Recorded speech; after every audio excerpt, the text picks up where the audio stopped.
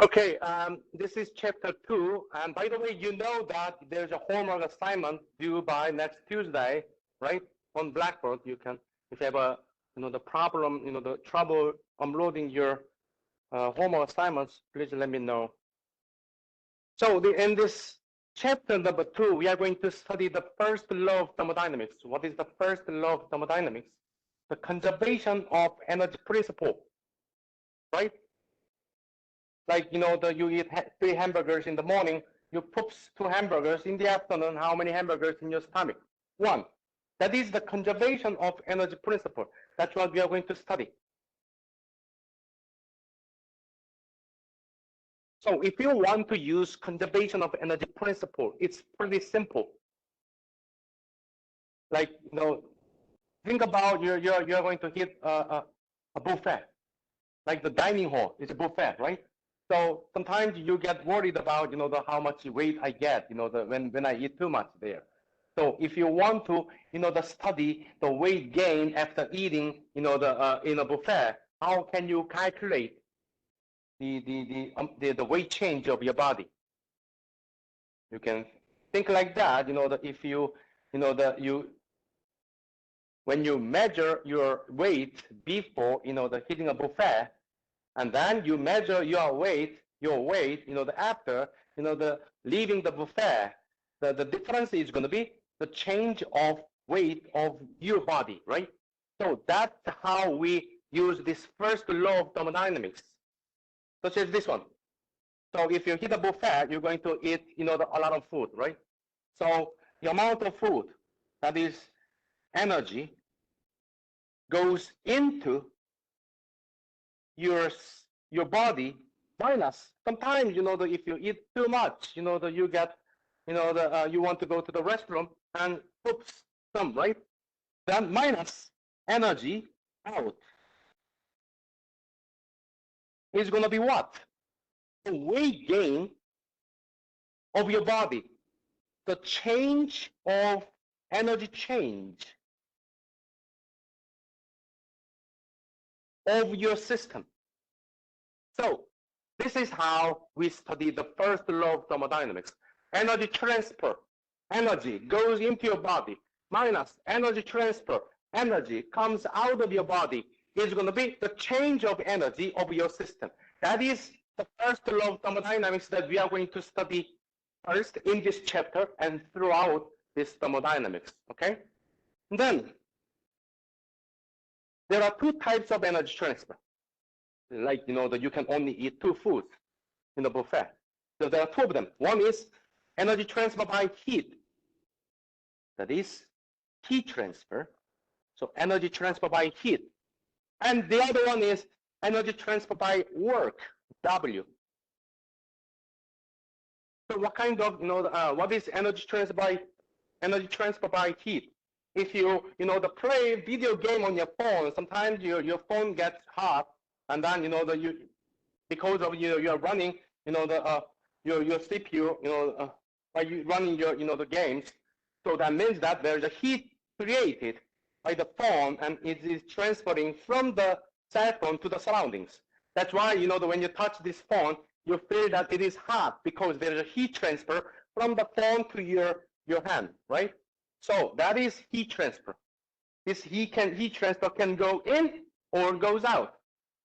So there's a heat transfer that goes in, there's a heat transfer comes out, and also there's an energy transfer by work. What about if you charge this phone? There's an energy transfer by work goes in, right? And if you discharge it, there's going to be energy transfer out of the system. So these are energy transfers in and out of a system, only 2. Heat transfer and energy transfer by work. So this can go in, heat transfer goes in, or heat transfer comes out of a system. But similarly, energy transfer by work goes in, and energy transfer by work comes out of the system. So 2 types of energy transfer. Then what is the energy change? How do you determine the change of energy? You can, like, how much weight you get when you hit dining hall. How you determine that? You go on a scale before going to the buffet, and then you go on a scale after eating a lot, right? Then how you calculate the weight change? You calculate weight change by, your final weight, your weight at the final state, minus your weight at the initial state. So, in other words, your total energy at the final state, number 2, minus total energy at the initial state. So before eating in a buffet and after you finish eating. That's how you apply this first law of thermodynamics. So in chapter 2, what we are going to study is how can we evaluate heat transfer? How can we evaluate energy transfer by work? How can we evaluate the total energy of a system so you can complete this equation? So we are going to study how to determine this total energy, E, of a system, then what kind of, what characteristic is there for heat transfer and energy transfer by work. And at last, we are going to complete this energy balance equation. That is what we are going to do in chapter 2, okay? So what we are going to do first is going to be, what is total energy? So total energy there can be potential energy, there can be kinetic energy, thermal energy, nuclear energy, chemical energy. We are going to study all those, the different forms of energy. So if you look at the second slide, there are 2 types of energy. The first one is macroscopic forms of energy. And there are 2 macroscopic forms of energy we are going to study in thermodynamics in terms of the total energy of a system. They are kinetic energy and potential energy.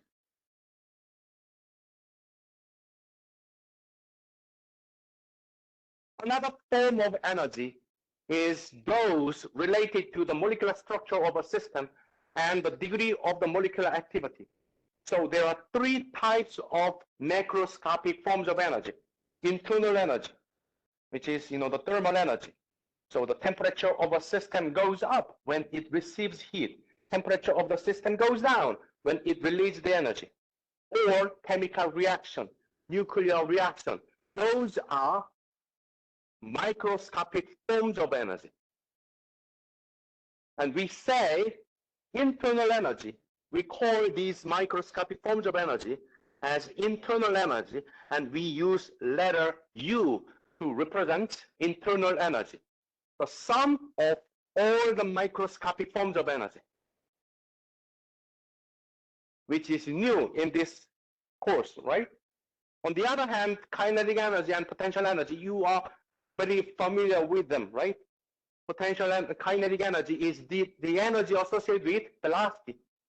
Potential energy is the energy associated with gravity, right? So how do you determine kinetic energy? By the way, for kinetic energy, we say Ke, capital Ke, and potential energy, Pe. So how do we determine kinetic energy? Mass times velocity square over 2. That's how we determine kinetic energy.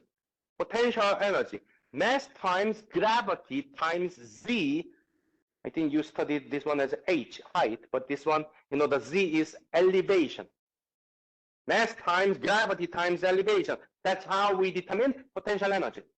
But if you remember from chapter 1, we studied extensive properties and intensive properties. And in our governing equations, we prefer using intensive properties only. And how can you convert extensive properties into a form of intensive property? We can divide extensive property by mass. Then it becomes what?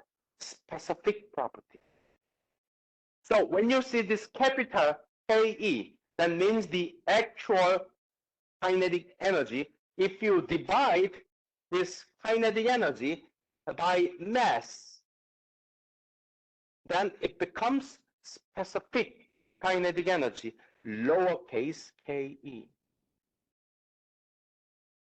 So this case is important in thermodynamics. If you see capital, that means the actual energy, actual property. If you see a lowercase of this, that means specific property. And how do you get specific property? Divided by mass. If you get rid of this m, you get velocity square over 2. That is specific kinetic energy, lowercase ke. Similarly, potential energy is mass times gravity times elevation z. You can divide this potential energy by mass. That becomes lowercase pe, specific potential energy. The unit is going to be, the actual energy is going to be, of course, joule or kilojoule. But if you have a specific energy, it's going to be kilojoule per kilogram or joule per kilogram. So when we say total energy,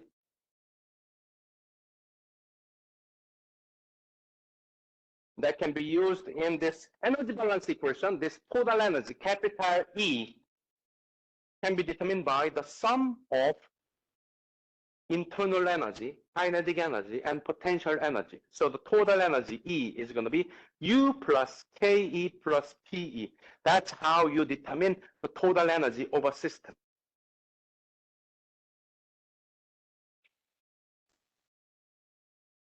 So if you want to calculate the total energy of this coffee, you can calculate U of this one. You can calculate kinetic energy of this one, potential energy of this one. That will determine the total energy of this coffee. So when you have a heating process, let's say that, oh, this coffee is too cold, so I'm going to heat this coffee. And how can you analyze that heating process thermodynamically? So there's a heating process. Heat goes in. And when there's a process, you need two states. Initial state before heating and the final state after heating. So there are two thermal and two total energies you are going to calculate. The total energy at the initial state before heating, the total energy after the heating process, the final state. So this can be initial energy or final energy. That's how we complete this energy balance equation. E1 is the initial total energy.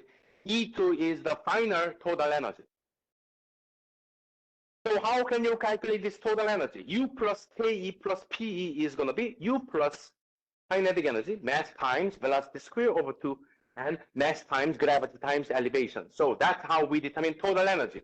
But again, in our governing equation, we prefer using, the specific energy per unit mass, intensity properties. So if you divide this total energy by mass,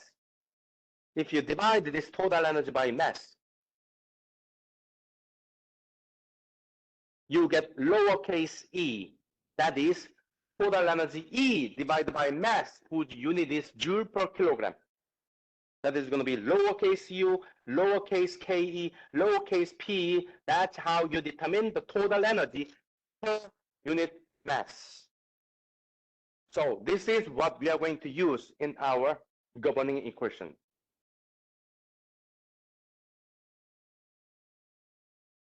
Any question up to here? It's pretty straightforward. It's just like, we all know what is kinetic energy. We all know what is potential energy. And there is new energy, new form of energy that we are going to use in thermodynamics, that is internal energy. If you combine them all, that becomes the total energy. However, we use intensive properties. So let's study specific in energy, which is lowercase e. That is the summary of this slide. But when we go to steady open system in chapter 4, it is convenient to use a rate form, which means the rate of energy. What is the rate of energy? Energy per unit time. What is energy per unit time? Have you heard about that? If you go, if you go shop your refrigerator or your iron or the microwave, what do you see first? Right? Yeah, economically, but here in engineering technology, as a STEM field, what do we want to look at that? How much energy consumption does it have? So how do we look at that? Oh, this refrigerator runs, consumes 60 watt Have you seen something like that? Some watt, right? Have you seen some joule? No, just some watt. What is that watt?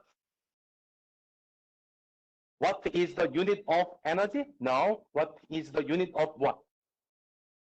Power. Power. Energy per unit time. So if you say, if you look at your refrigerator, it says that 60 watt. That means every second it consumes 60 joule. So 60 watt times time is the total energy it's going to consume. What about this light bulb? When you buy a light bulb, sometimes you see, the 200 watt light bulb, and there is an LED that consumes much less. The 100 watt light bulb is going to be, it's going to consume 100 joule per second. But if you buy an LED, it's going to be 14 or 15 watt. That means only 15 joule per second. So joule is energy. Watt is power. And how do we get power? Divide this energy by time. If you divide this energy by time, it becomes power, E dot. Power means the rate of energy. And if you use this, the rate of energy, the rate of heat transfer, the rate of energy transfer, the rate of mass transfer, this rate, we use this rate many, many times in thermodynamics. So if you divide each term by T every time, it's going to look ugly. So we use this dot on top of a letter to show that this is E over time. So when you see dot on top of a letter, you can say it's going to be, oh, this is energy. And when I see dot on top of it, this is the rate of energy. Energy per time. Then, one thing that we use often in chapter 4 is mass flow rate, m dot. Why is that? If you use this lowercase, if you multiply by m dot, it becomes capital E dot, power. So if you want to determine power, you can multiply this energy per unit time, specific energy, multiplied by m dot, which is mass flow rate. So the mass flow rate is what we are going to study next. Just for your information, E dot means E over time. This one is E over time. What is E? The total energy. The total energy is going to be mass times specific energy, right? Mass times specific energy divided by T. It's going to be mass divided by time.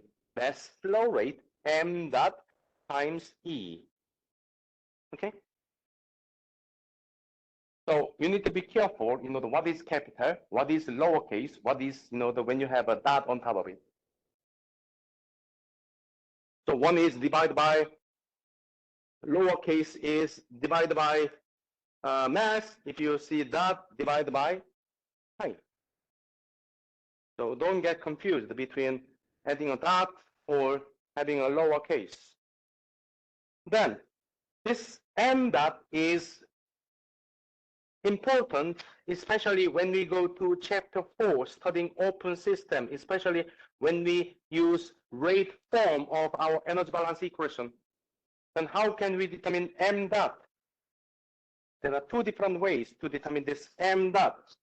One is density times volumetric flow rate. So when you buy a flow meter, it says that, the GPM.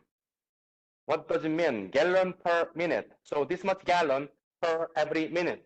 So that is volumetric flow rate, V dot. So there are two different ways to determine this m dot. The first one is density times volumetric flow rate. The other one is density times average velocity times cross-sectional area. Then why is that? M dot is mass divided by what this dot means, divided by time, right? So if you divide by time, you can also say this is mass over time multiplied by volume divided by volume. Can you multiply any property by volume divided by volume? Yeah, because volume divided by volume is going to be 1. If you multiply by 1, it doesn't change anything, right? Then you can, switch these two, and it becomes mass over volume times V over T. So what is mass over volume? Mass by volume, what is it? Density. What is volume over time? Volume flow rate, the rate of volume. So this becomes density times volume flow rate, volume per unit time.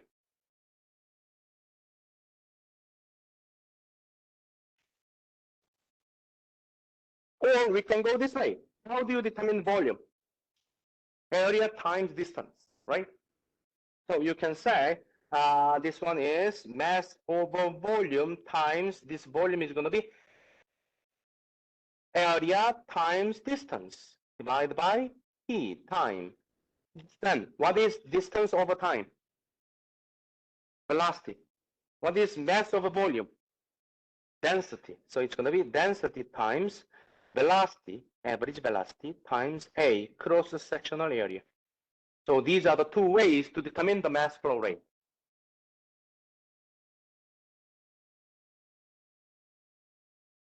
Too fast? Too slow? Too fast.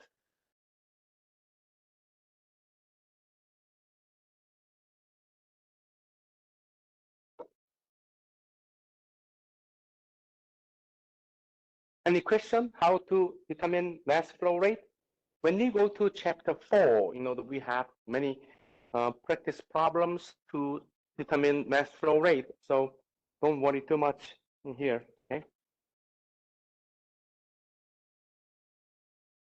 Then let's go to the next. So previously, I told you that the total energy is going to be a combination of the sum of internal energy, kinetic energy, potential energy. We have a pretty good knowledge about, the kinetic energy and potential energy. Then what is this U? U is internal energy. So what are internal energies? Internal energy can be either thermal energy, chemical energy, nuclear energy. We all know what is nuclear energy, what is chemical energy. Nuclear energy means that there is a nuclear reaction.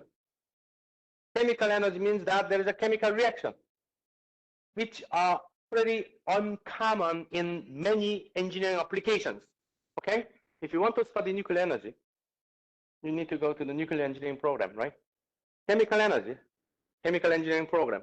So in our thermodynamics, we are going to focus on thermal energy. So when we say internal energy, even though internal energy can be one of them or all of them, we assume that there is no chemical reaction.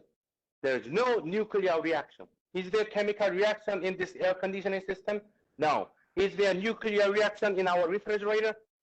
I hope not, right? So most engineering processes, we can neglect them. So let's assume that when we say internal energy U, it only means thermal energy. But there are two different types of thermal energy. One is sensible energy. The other one is latent energy. So we need to understand what is sensible energy, what is latent energy. Sensible energy is simple. If you have a coffee, it's kind of warm. I want to make it hot coffee, then what do? You heat this coffee. If you heat this coffee, its temperature goes up. That means the sensible energy of this coffee goes up. So the sensible energy is the energy that is related to temperature change. Then once the temperature of this coffee reaches its boiling temperature, if you keep heating the coffee, what's going to happen? The coffee temperature continue to go up? No, now there's an evaporation. There's a phase change from liquid water to water vapor. That is phase change. When there's a phase change between solid liquid vapor, that energy is called latent energy. So sometimes, some engineering applications are sensible energy only, but sometimes, we have a sensible energy change together with latent energy change. So depending on, which is the case, there are different ways to evaluate their properties. That's what we are going to study in chapter 3. Then what are the examples of, so like, for example, if you have this cell phone, if you play a video game, the electronic devices, the electronic chips is going to generate heat. That is going to increase the temperature of this cell phone. That means the sensible energy of the cell phone goes up. Then what are the examples of, the engineering applications that has sensible energy change and latent energy change together? Air conditioning system. It has a refrigerant that will undergo, the condensation, evaporation, between in and out. That's how we pump, the heat out of this building. What about steam turbine? How do we produce electricity? Oh, some people say that, oh, there is a wind turbine out there, so that's how we produce electricity. But the majority of electricity we consume in this state, as well as, all over the world, are based on steam turbine using Rankine cycle. So we, produce steam that, runs steam turbine, and it condenses, later, and then goes back to generator, and then go back to steam turbine. So there's a repeated, the latent heat, the latent energy change. What about refrigerator? So these are, the common examples, where we use, the latent energy change. What about the GPU? These days, one of the hot keywords are AI. How we, use large language model by using, the GPU developed by, the NVIDIA. What is their latest, the latest, the chip? It's called the Blackwire or something, right? That use a water cooling system. A water cooling system that has a evaporation, condensation. That's how we effectively remove heat, rather than, the living into an air cooling system. That is also when we have a latent heat, latent energy change. So when we go to chapter 3 about how to evaluate this U, we are going to, that has two different sections. One for latent energy change, and the other one for when only sensible energy changes. Okay. So that give you an overview about the total energy.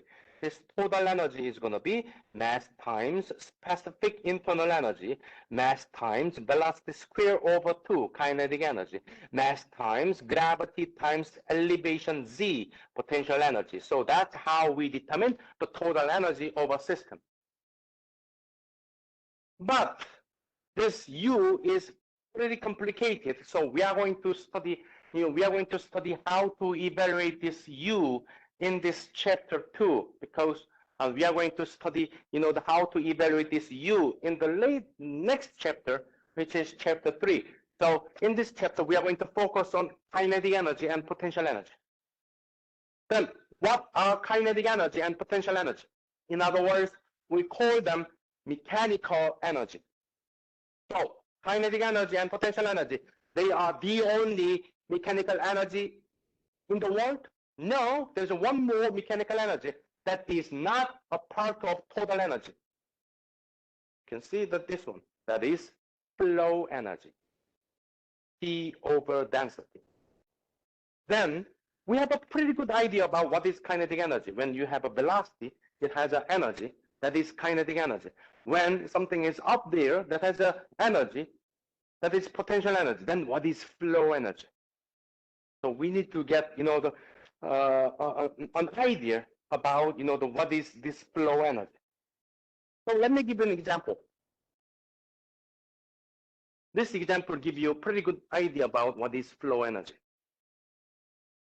Flow energy is, is the energy associated with, the fluid flow. Okay.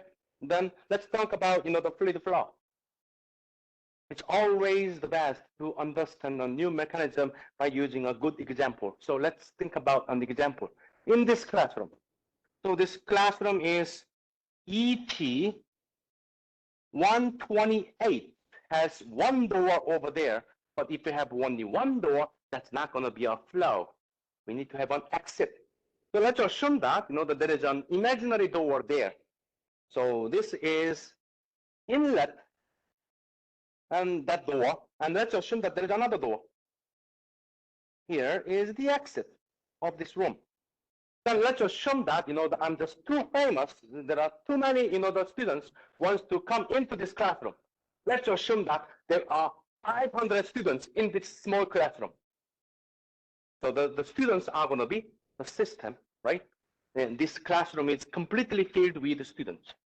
1, 2, 3, 4, 5, 6, 7, 8, 9, 10. I need to, draw 500 students. So let's assume that there are so many, okay?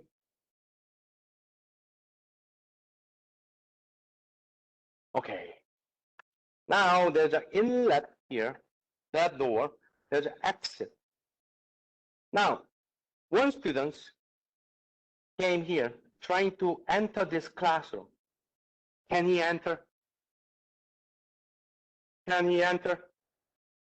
No, because it's completely filled with the students. Then, if we want to make a flow, in other words, if these students want to, enter this classroom, what he need to do? Yeah, push the one next, the standing right here. So how do you push? Push this person and make your space. Then he can walk in. Right? That's how it works. In other words, when we, speaking of energy, what happens? This one provides pressure into the classroom and then make his space volume. So pressure times volume is the energy associated with this movement. So to have a flow, these students need to provide pressure times volume. That is the flow energy. That energy need to be, given to the classroom, then he can enter. The same thing, if there's an airflow, pressure times volume, that is the energy to generate fluid flow. When you have a pipe, you need to, and when you have a pipe, there's a water. Can water flow without anything? No. You need to, add a pump. What this pump provides? Pressure times volume. That's how, it pumps, the water in the pipe. Pressure times volume, that is flow energy. Now, it is pretty easy to understand when you look at this example. What about if this guy, didn't like my lecture and he wants to leave? Can he just leave? If he just leave, that's going to be vacuum. Not possible. If we move this way, there's a vacuum. So this person is going to be pulled in. That much of energy is going to leave this classroom. How we determine that energy? The vacuum. When you create vacuum, that means that there's a pressure difference. That pressure times the space, volume. Pressure times volume, that is the energy, that this mass leaving the system is going to carry out from the classroom. So when there's a fluid flow, what is the energy associated with it? Pressure times volume. What is it called? Flow energy. So pressure times volume is the energy, flow energy. But if you look at this, I just heard pressure times volume, and it says pressure over density. Is a typo? No. The flow energy is pressure times volume. The flow energy is, let me use a new scratch paper. So when we say flow energy, it's going to be pressure times volume. But if you look at this one, this E looks different from this E. This one is specific energy, energy per unit mass. This one is just energy. So if you want to add this one into this equation, you need to divide this by what? Mass. So you can have a specific energy, right? So let's divide by mass. Then what do you get? flow energy, lowercase e, is going to be P times lowercase v, specific volume. By the way, do you remember, the specific volume is the inverse of what? Density, right? Density is mass over volume. Specific volume, V is going to be volume divided by mass. So V is going to be 1 over density, right? So you can say PV,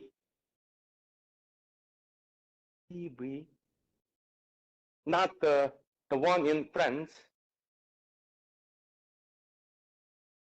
buffet, right? And if you divide by, if you replace with this one, it becomes P over rho. That was a joke and didn't work. Imagine that you are going to create a joke in your secondary language. Not easy, but I'm doing my best, okay? So P over rho is specific flow energy. That is right here. That is flow energy and specific kinetic energy, specific potential energy. Sum of these three is called mechanical energy per unit mass. But be careful, when we talk about the total energy, we don't use this flow energy. We only use kinetic energy and potential energy. But when we say mechanical energy, flow energy is also a type of mechanical energy. It's not total energy, okay? So that's everything about energy, mechanical energy, in some background information that you need to study conservation of energy principle. So let's practice, let's solve some problems to understand how do we to deal with these mechanical energy in mathematical form. So here is the first problem. At a certain location, wind is blowing steadily at 10 meters per second. Determine the mechanical energy of air per unit mass and the power generation potential of a wind turbine with 60-meter diameter blades at the location. Take the air density to be 1.25 kilogram per cubic meters. So we want the first thing that we want to determine is mechanical energy of air per unit mass. So lowercase e, mechanical energy. So what do we have? Specific flow energy, specific kinetic energy, specific potential energy. So these are P over rho plus V squared over 2 plus gravity times elevation Z. So are we going to consider all of them? No, only the one is going to change due to this wind turbine. Okay, so let's see among them which one is going to affect this wind turbine. The first one, pressure. What is the pressure? We are going to consider before and after passing through this wind turbine. So what is the pressure P1 before passing this, the wind turbine? What is the pressure? By the way, what is our system in this case? Wind turbine, blade? Our system is going to be air, right? Because when we talk about potential energy, kinetic energy, flow energy, what flows? Wind, air. So air is our system. So let's talk about air density. Take the air density to be 1.25. That means that the air density at 1 before the wind turbine is going to be 1.25, and the density after this wind turbine is again 1.25. So this density is going to be constant.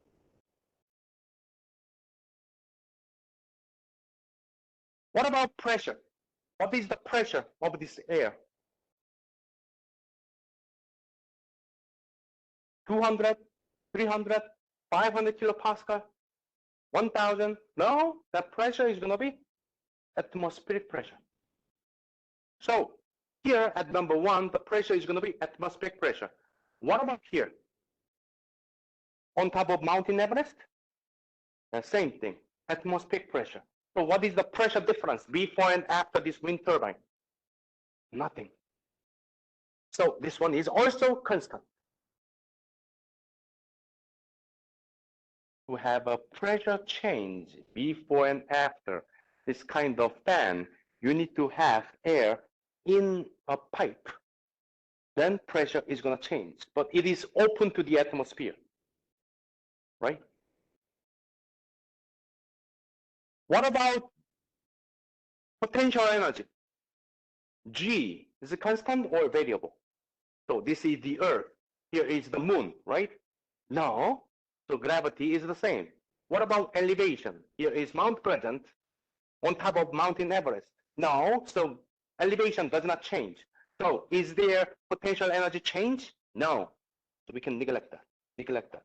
So the only, the mechanical energy change in this problem is going to be kinetic energy. So let's determine the total mechanical energy of the air. We are going to consider only kinetic energy. So what is the velocity? 10 meters per second. So this total mechanical energy per unit mass is going to be 10 meters per second square divided by 2, which is 50 meters square per second square. So that's how you determine the total mechanical energy per unit mass. Are you comfortable with this unit? I just said mechanical energy, and the unit is meters square per second square. Does it make sense? No. So what is the unit is supposed to be? Let's look at the previous slide. The unit is going to be, is it kilojoule per kilogram? Can we just say it's going to be kilojoule per kilogram? Let's check. How do you check? By using the material that we studied in chapter 1, dimensional homogeneity. We are going to check primary dimensions and secondary dimensions on the left-hand side and the right-hand side of this equation. So our assumption is that meter square per second square is what? Kilojoule per kilogram. So sounds right. Kilojoule is the energy, the unit of energy, and kilogram is the unit of mass. So when we say mechanical energy per unit mass, sounds like energy per mass. So let's check. I'm going to say meter square per second square is going to be kilojoule per kilogram. So how do you check a dimensional homogeneity? If you don't remember, that's okay. I'm going to explain. There are only 4 primary dimensions: length, meter; mass, kilogram; time, second; temperature, Kelvin. Okay, so let's see. We have meter and second. Meter and second. So the left-hand side is only contains primary dimensions. So we don't touch them. What about right-hand side? Kilogram is a primary dimension, but joule is not. So let's look at this joule. What kind of, the unit is joule? What? Joule is the unit of what? Energy and work, right? How you determine work? Force times distance, right? Force times distance. So what is the unit of force? Newton times distance divided by kilogram. Can I say like that? Yes. Right? Joule is force times distance, Newton times meter. Then look at this one. Meter is a primary dimension, kilogram is a primary dimension, but Newton is not. Newton is the unit of force. Force is mass times acceleration. Mass, by the way, we have a kilo here. Kilo and mass, kilogram times acceleration. Meter per second square. Then we have a meter again. We have a kilogram in the denominator. So this is the unit. Now, kilogram, meter square. So it's going to be kilo meter square per second square. So when we have kilojoule per kilogram, it's going to be kilometer square per second square.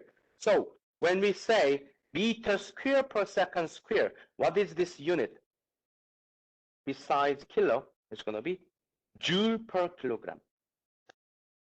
So when you see meter square per second square, you can say, okay, it is going to be 50 joule per kilogram. So that is the mechanical energy per unit mass of this problem, 50 joule per kilogram. Sounds more clear than 50 meters square per second square, because we have pretty much no idea what is meters square per second square, but that is joule per kilogram, total energy, total mechanical energy per unit mass.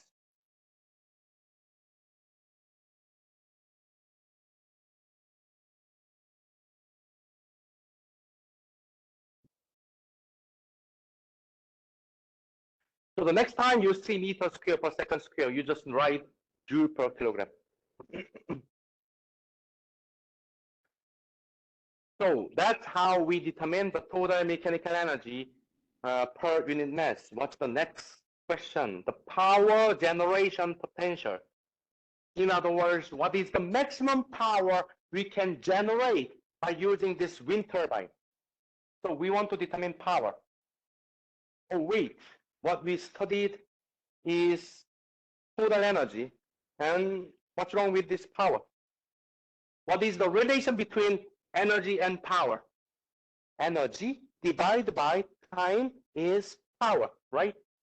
Energy divided by time is power. Energy dot.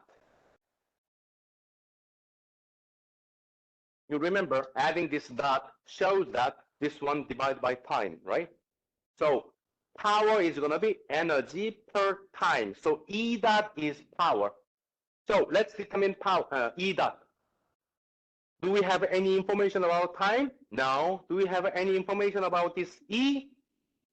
I don't have this capital E, but we have a lowercase e. So lowercase e is E divided by mass.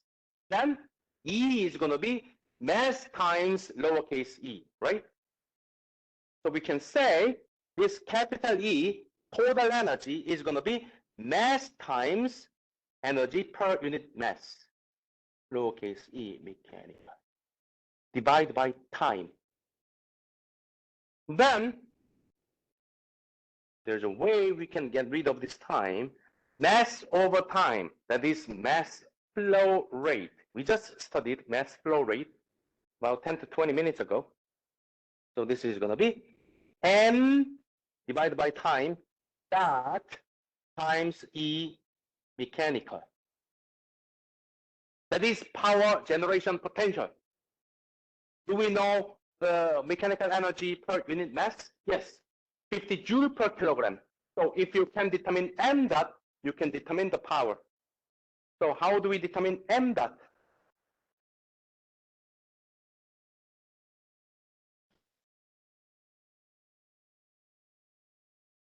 This is how we determine m dot. Density times flow rate, or density times velocity times area. So we know density, 1.25. Do we know flow rate, volumetric flow rate? No. But what about the next one? Do we know the average velocity? Yes, 10 meters per second. Do we know the cross-sectional area? We do not. However, we know the diameter. If you know the diameter, can you determine the area? Yes, pi d square over 4. So we are going to use this one to determine the mass flow rate, m dot. So this m dot can be determined by the density times average velocity times cross-sectional area times E mechanical energy per unit mass. So this can be determined by this equation. So what is the density? 1.25 kilogram per cubic meters What is the velocity? 10 meter per second. 10 meter per second. What is the cross-sectional area? Pi d squared divided by 4. That's how you determine the total area of a circle, right? What is diameter? 60 meters. 60 meters. And what is the total mechanical energy per unit mass? We just determined 50 joule per kilogram. 50 joule per kilogram. So we have everything. Can you determine the power generation potential? Yes. What is it?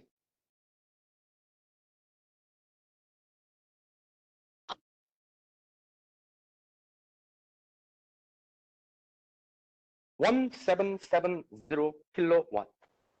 1770 kilojoule per second, which is 1770 kilowatt.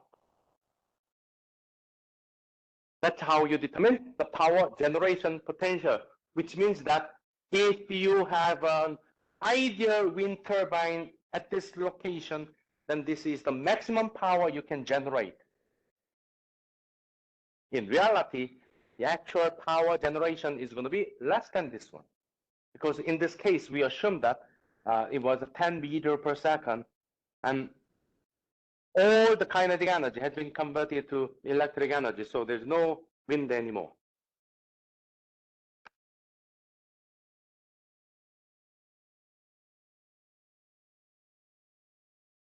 Okay, so any question?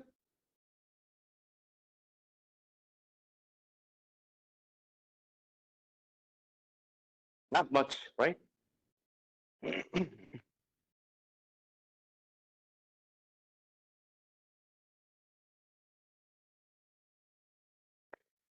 Then,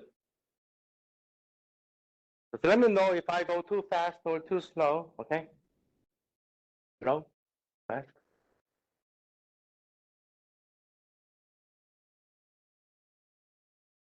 When you look at this problem, the first thing you need to, to consider is it's very straightforward. The question is, the first, we need to calculate the mechanical energy per unit mass and the power. To determine the power, that it's going to be always this one multiplied by mass flow rate. This is the first time. That's why I show this process, but you can just memorize, the mechanical energy times mass flow rate is always the power.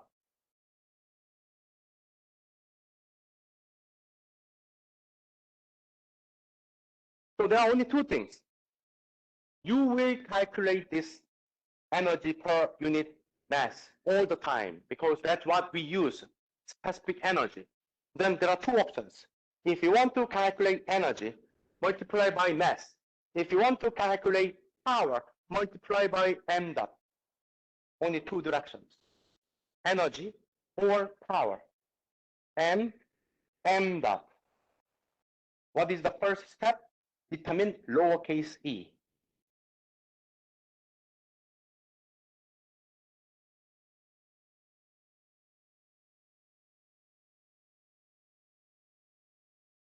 Then let's look at the second problem.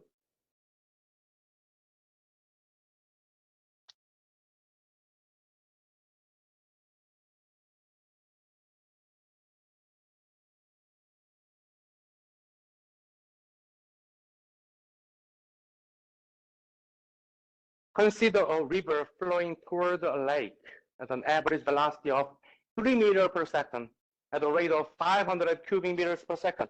Now we have a rate of 500 watts meter cube, that is volume per second. So this is the volumetric flow rate.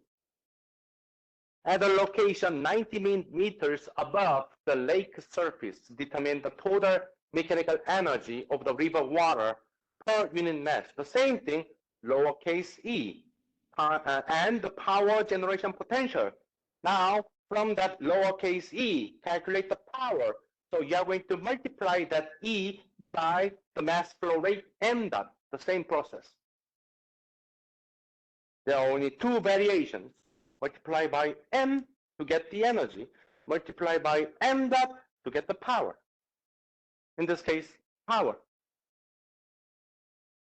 So let's talk about that. The same procedure, but you can see there's a 90-meter difference in their elevations. So you can see there will be potential energy change. A small upgrade from the previous problem, like Windows 10, Windows 11, right? No.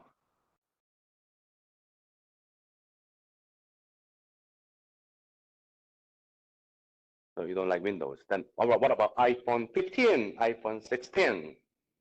No. Google Pixel 9 to 10. No? Okay. None of them worked. Okay. I will practice more and then let's see it Tuesday. Okay, so we have a river flowing toward the lake. So we have two locations. One is in the river, the other one is, in the lake. So we can select. We need to select 2 points, but you can select many points in the lake. Maybe you can select the surface. You can select at the bottom where fishes are, or somewhere in the middle, maybe some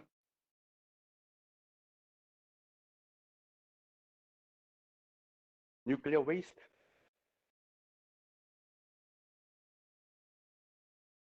What about river? You can select at the bottom or the surface, but usually we recommend to select the simplest, the point where you can calculate this one. E, mechanical energy per unit mass, which is flow energy, and kinetic energy and potential energy. So which one is the easiest case? We usually select the surface. The surface of the river, number 1. The surface on the lake, number 2. Why do we select the surface rather than somewhere inside the water? Because when you go deep in the water, we know pressure increases, so we may have not, the pressure information, right? But if you look at the surface, what is the pressure on the surface? Atmospheric pressure.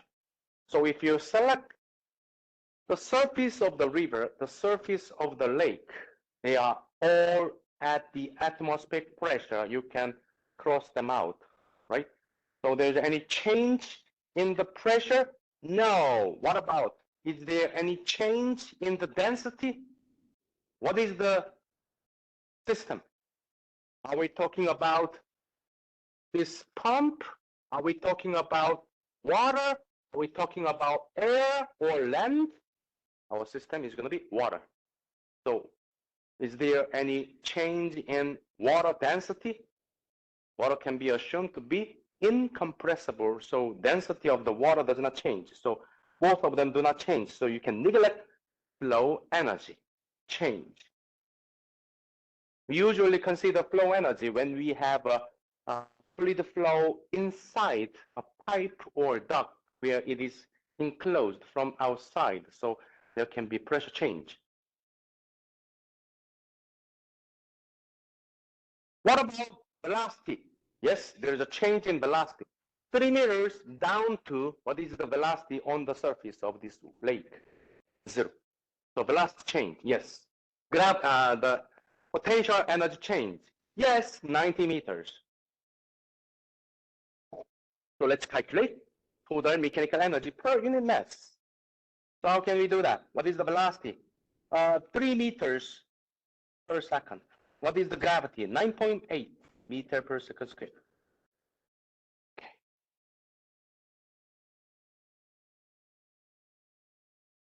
It's only 3 o'clock. Wake up. Elevation Z, so it's going to be 90 meters. So if you do the calculation, what do you get? We get, I have the answer, 887 meters square per second square. Is that right? No, from the previous example, we learned from our dimensional homogeneity analysis, we learned that meter square per second square is what? Joule per kilogram. So it's going to be 887 joule per kilogram. Of course, there's nothing wrong in meter square per second square, but if you are studying thermodynamics, this one looks much more sense, right? That is the total mechanical energy per unit mass. Then now what we need to calculate? The power generation potential. So we want to determine the power. So I told you that there are two ways. You can multiply by mass. It becomes the total energy. Or you can multiply by m dot. It becomes power. So this time we want to determine power. That means that we are going to multiply by m dot. How can you determine m dot? There are two ways. Number one, density times average velocity times cross-sectional area. That's what we did in the previous example. This one, number two, density times volumetric flow rate. This is what we are going to do because we know the volumetric flow rate, 500 cubic meters per kilogram second. What about the density? Do we know the density of water? What is the water density? We learned that from the previous chapter, right? 1,000, always 1,000.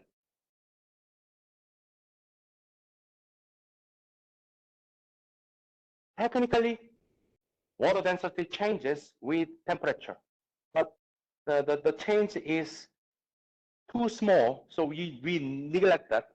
So it's going to be practically incompressible. So this one multiplied by this one, multiplied by this one, you get the power. So the power is going to be what? 1,000 kilogram per cubic meters times 500 cubic meters per second times 887 joule per kilogram. Well, that's a pretty big number. So we get 444 megawatt.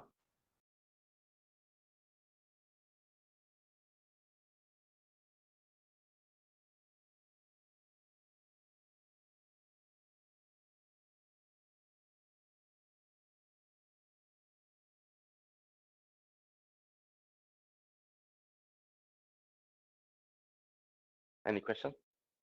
That's everything about mechanical energy.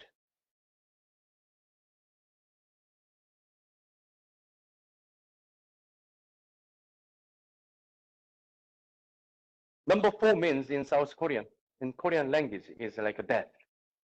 So we don't like number 4. So when you see 3 number 4, means that pretty bad.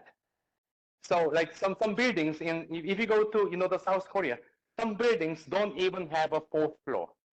So when you get on an elevator, 1, 2, 3, and 5. If you go to the what is the biggest the Korean grocery store in Michigan? There is one in Detroit. So if you go there, and you will see there are about the 6 or 7 cashiers. Cashier number 1, cashier number 2, number 3, and what's the next cashier? Number 5. Good to know, right? I think in China they have a different number 3 or something. I don't know. And Japan they also have a different number. Here we also have a different number, right?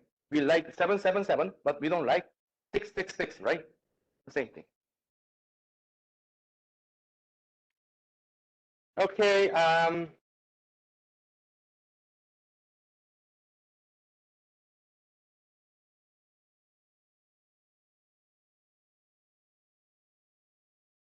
I think that's 8. The number the Chinese people like 8. All right. So let's go back to the energy balance equation. So this was the energy balance equation that we studied at the beginning of this class, today, and we learned how to, determine this total energy, capital E. Now let's talk about heat transfer and energy transfer by work. The first one is heat transfer, which is energy transfer by heat. We use letter Q to represent heat transfer. So are we going heat transfer in this course? No. We are going to study heat transfer next year. That is IET 453 heat transfer, you will see me again. Okay, unfortunately, right? No, you good? Okay. So until then, we are going to, provide this value, or we are going to determine this value based on using energy balance equations. When we go to, the heat transfer class, you are going to study conduction heat transfer, convection heat transfer, radiation heat transfer. So, there are 3 different ways to determine this heat transfer Q, okay? So heat transfer is the one, changing the total energy. So to have energy change, to have, the weight change, you need to go to the dining hall and eat a lot, right? So eating is energy transfer. So there are 2 types of energy transfer here. One is heat transfer, the other one is energy transfer by work. And there's nothing much, that we can discuss about this heat transfer because you will study heat transfer next year. But there's one thing that you need to understand, which is this term used in thermodynamics a lot, which is called adiabatic system. Adiabatic system means that you have a pretty good insulation, so you can practically neglect heat transfer. Like this one. Like this one. Hot coffee, of course, there's a heat transfer, or some of them go this way, but you can, assume that, that it has a good insulation. When you have a perfect insulation, you can neglect any heat transfer. That system is called adiabatic system. So that's Q. What about energy transfer by work? Energy transfer by work is W. So we use W.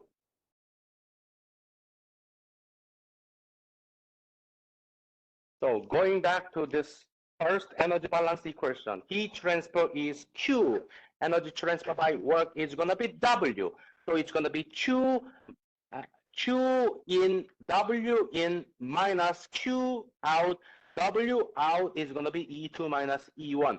That's how we build energy balance equation that we are going to study, the next Tuesday. Then what is energy transfer by work? The energy transfer associated with a force acting through a distance. So there are many different, the energy transfer by work, but we only, consider these are some examples: electrical work, mechanical work, shaft work, spring work, and etc., etc. These are just for your reference, and these are not the main, the concept in thermodynamics, but so in our classroom, we are going to focus on electrical work. Then how do we determine electrical work? Voltage times current times time. That is electrical work, which is different from electrical power. Power is work divided by time. So if you calculate work divided by time, then it becomes power. So don't get confused between power and work. Okay. So if the work is W, then power is going to be W dot. So when you have a dot on top of a letter, it's going to be power, the rate of work. If you don't have that, that means work. One thing, you need to be careful is this one, formal sign convention. So when you have heat transfer and energy transfer by work, the energy balance equation looks like this.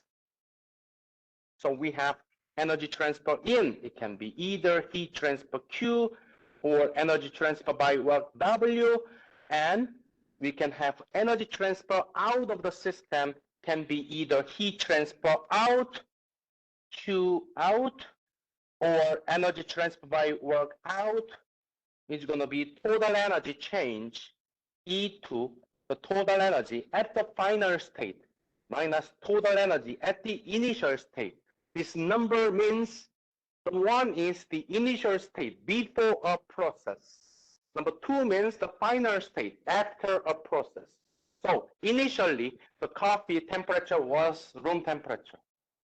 It's not warm anymore, so it's pretty bad.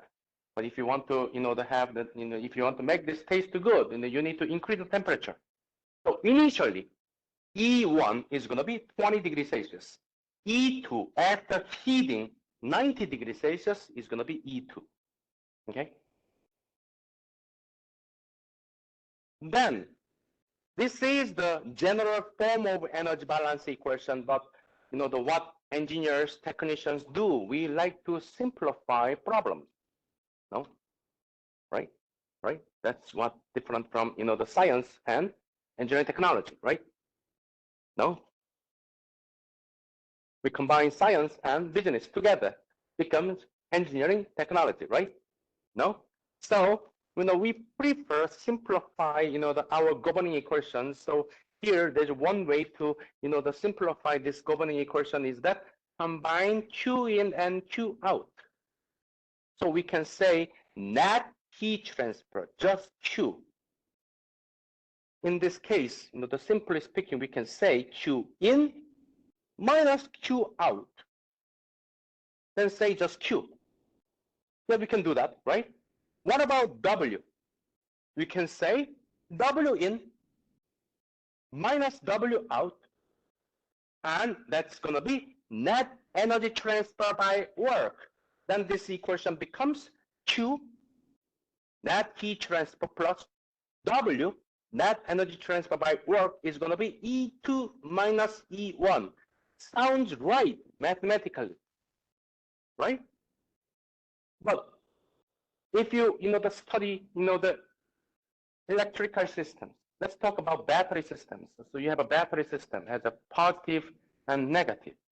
So it looks like the electrons come out from positive and go to negative. That's what people 200 years ago believed. But it turns out electrons come out from negative and go to positive, right? Same thing.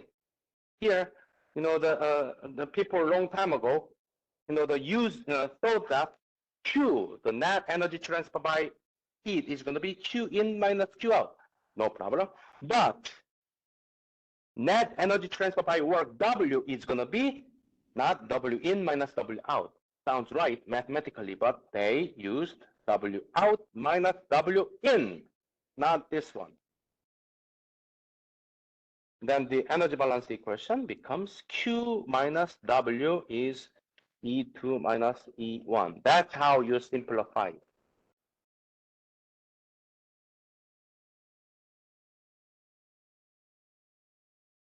So this one is positive. Incoming heat transfer when you heat this one. And this one is positive. Outgoing energy transfer.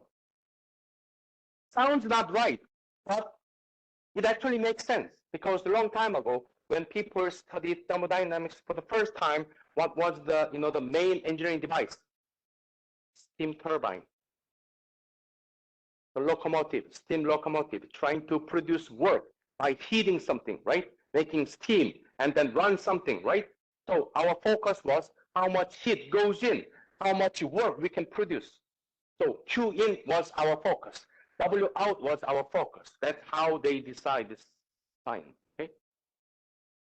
So that's all for today. We're going to continue in the energy transfer by work, this coming Tuesday. Okay. Any questions? No? Then see you next week.